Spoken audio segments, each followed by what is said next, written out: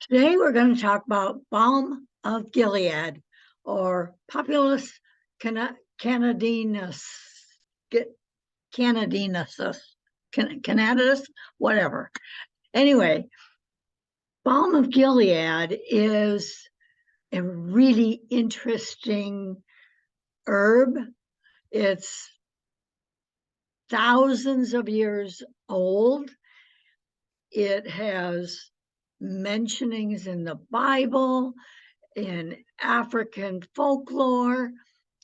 It is a really amazing tree that comes from ancient times, and the healing benefits of it has been known for that long. It is meant to soothe and comfort. It came from perhaps a tree or a shrub and was a major commodity of trade in the ancient world. It was known as the Balm of Gilead. And that name became symbolic for the power to soothe and heal. I believe that power is in every one of us, that we are made in the image and likeness of God, and therefore that energy is in every one of us. Now, some of us, it's more available, and in others, it's really deep, and you might have to dig for it. But I also feel that it is synonymous with life, energy, all that makes us human. As long as there is life within us, our body has that ability to heal. And so today I want to talk to you about this ability. So, hi, I'm Mary Bourne. I'm a traditional naturopath, and I love natural healing. I love teaching people and sharing people about the benefits of natural healing. This type of healing has been around for centuries. It's written down, passed down through the ages because it works. And it works on humans. No petri dishes, no animal studies, although they are starting to do this now because unfortunately that's the way the world thinks. Modern medicine has made it that you have to scientifically prove that something works. Can't just feel it. Well, to me, if I feel it's working, it's working. If I feel better, do I have to have a test to tell me I feel better? Anyways, we are subject to this scientific rule these days. So let's look at this plant. You may recognize the leaf form from the poplar family. That's where it gets its Latin name. And you may recognize this. We live on a lake, and in the spring, when these start bursting away and floating their seeds, it looks like a snowstorm on our lake. So, and I've seen it in neighborhoods where it just lines the edge of the lawn. So you may have experienced that, but that is the poplar tree. Now, the balm doesn't come from either the leaf or this fuzzy thing here. Let me get there we go. So there is a song, it's African American song that we don't know who the author is, but it goes, "There is a balm in Gilead to make the wounded whole." There is a balm in Gilead to heal the sin-sick soul. Now, you may object to that word sin. So what I've done is I've replaced it with anxious, discouraged, weary, sad, disheartened, worried, grief, burdened, depressed. You add whatever it is that brings you down. And that's what the balm of Gilead is supposed to soothe. Now, does it do that? I don't know. Can't really say that herbs heal. The body is what heals. There's no drugs, medications, whatever. None of that heals. It's the body that heals. So if you have the mindset and the energy for healing, it's going to happen. Now, there's a full article in the description below. There's also, if you Google Balm of Gilead, there'll be plenty of artists to sing that song and do it justice. That wouldn't be me. In my early years, I could do that. I could sing. I was in a choir. But especially since COVID, my voice is really not what it used to be. So in doing the research for this, I looked into a lot of websites and I listened to a lot of the songs, and my mind kept going to that song. I'd be doing something and all of a sudden it would pop into my head.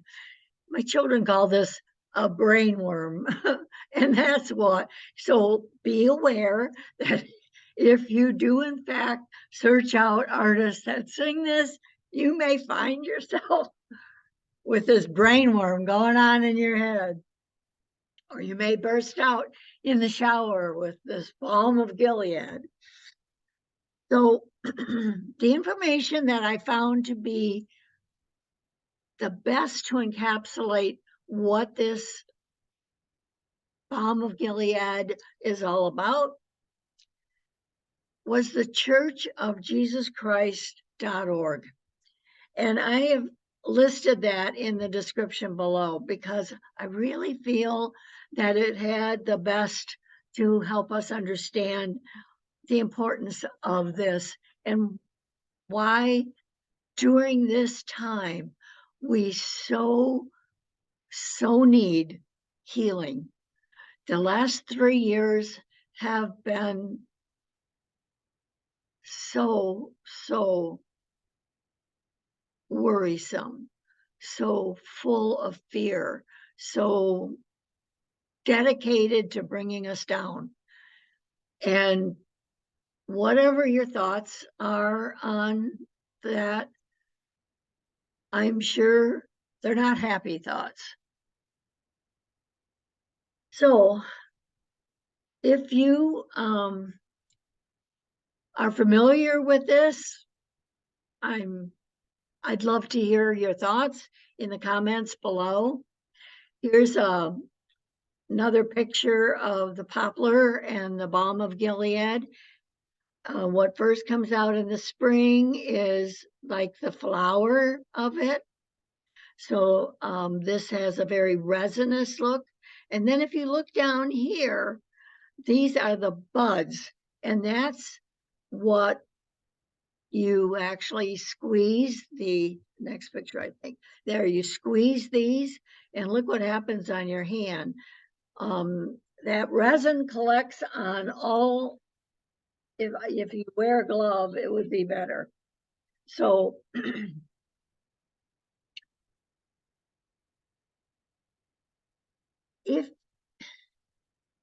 the balm comes, the actual resin that you make the balm with comes from these buds.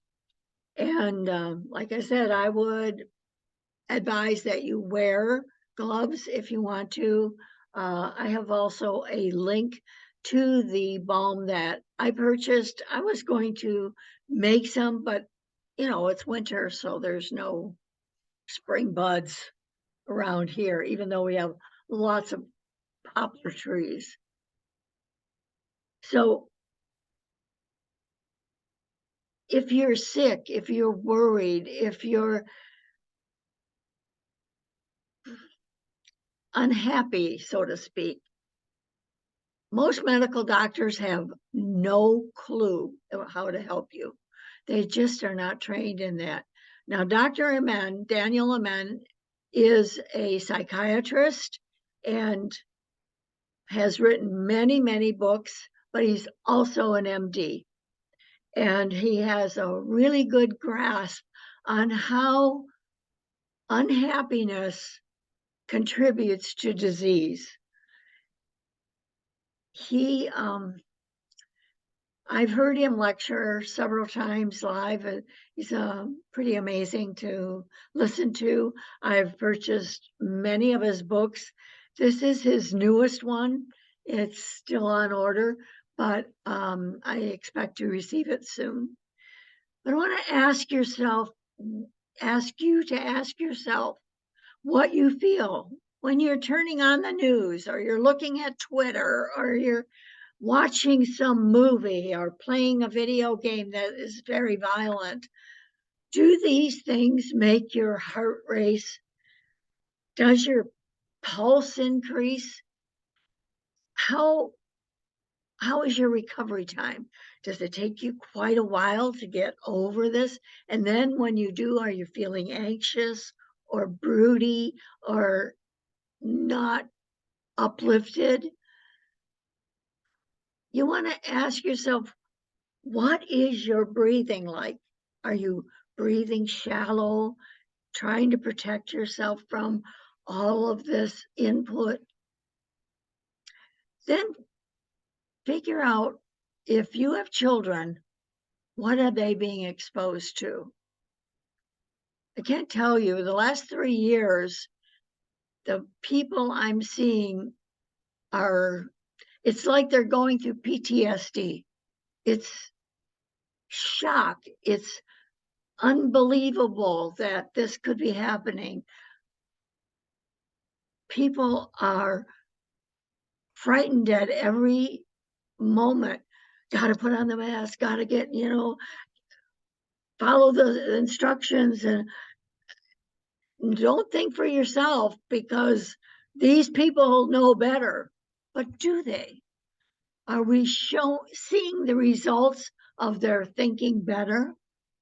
Are we in a better situation than we were 3 years ago?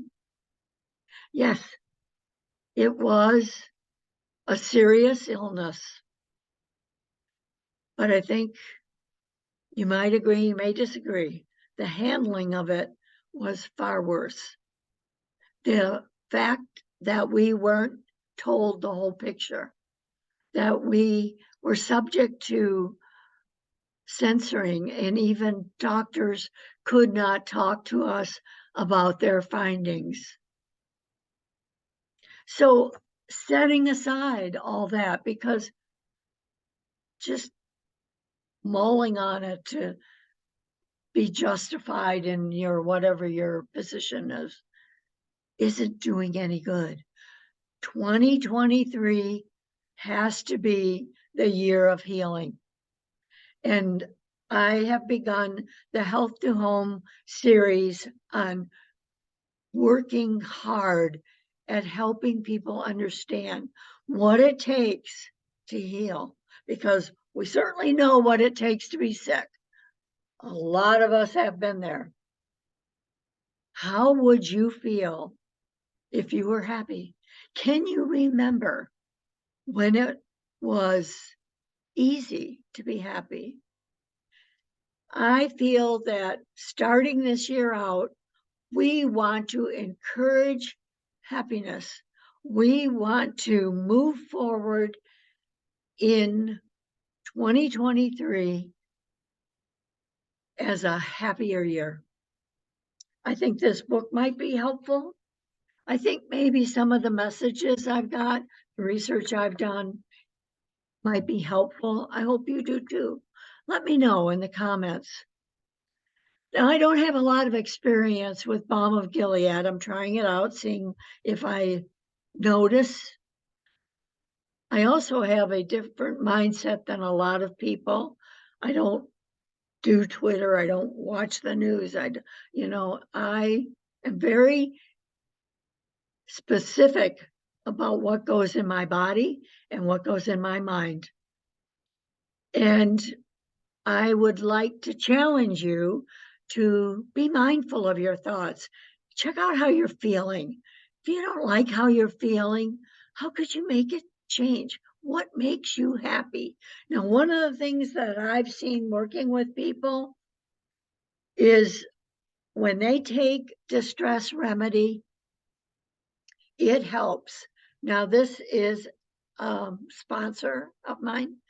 I love Nature's Sunshine. I have found such value in their products, and I've been using them for over 40 years. I've had a huge client list that also take the Nature's Sunshine and have seen the value in a quality product. Distress remedy has no alcohol in it. It is like a homeopathic that you take under the tongue, and it moves energy. So when you're distressed, all the energy is up here. And taking distress remedy helps to move it down, helps you to take deep breaths, helps you to get in touch with, is this real? Does this make sense? How much of it is affecting me? How much of this circumstance is in my circle that I need to deal with? And if I don't need to deal with it, how can I move it away? Prayer is huge. Prayer is leave it up to God. Give it off. Don't get emotionally involved. And I know that's hard. That's hard for a lot of people. So that's why I like to use tools like distress remedy, because we need them. I like to use lavender oil. I like to, now these are used, you can put them on the pulse points or on your temples, on the back of your neck. Roman chamomile. These are, you can release them in an aromatic form. You can either spray it or put it in a diffuser. Please get rid of these fake plug-in toxin-filled things that are advertised to freshen the air. They do no good to support your health or your immune system or to release harmful energy. So learn what you can about being healthy. I have many videos on my channel. I'm going on 4 years now, and I've got a bank. I do approximately 2 videos, sometimes 3 a week. So there's a huge amount. In these videos, I have 3 formats. One is what you're listening to or watching now is Health to Home.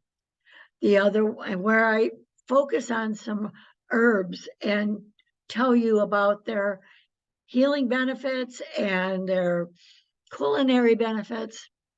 I also have Gardening with Granny, where I love gardening. I love to share gardening.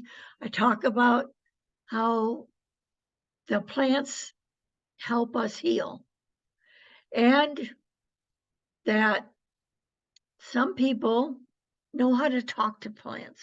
Have you ever done that? Go and buy something. People hug trees. If you touch a plant, that energy can be very beneficial. Just touching it. It's full of life.